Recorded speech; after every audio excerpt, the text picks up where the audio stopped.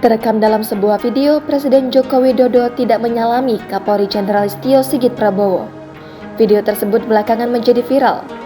Kejadian ini berlangsung ketika peringatan HUT ke-77 TNI yang digelar di halaman Istana Merdeka, Jakarta, Rabu 5 Oktober kemarin.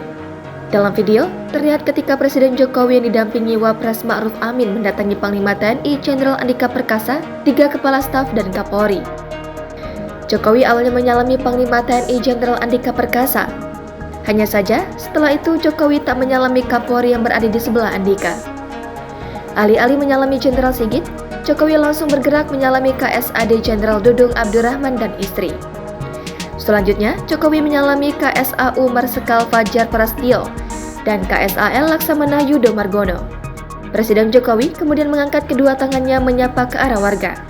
Menanggapi viralnya video tersebut, Kepala Sekretariat Presiden Heru Budi Hartono memberikan penjelasan soal cuplikan video Presiden Joko Widodo yang tidak menyalami Kapolri Jenderal Listio Sigit Prabowo. Heru pun menilai tidak ada persoalan dari kejadian tersebut. Menurut Heru, sebelum upacara Jokowi juga sudah menyalami semuanya.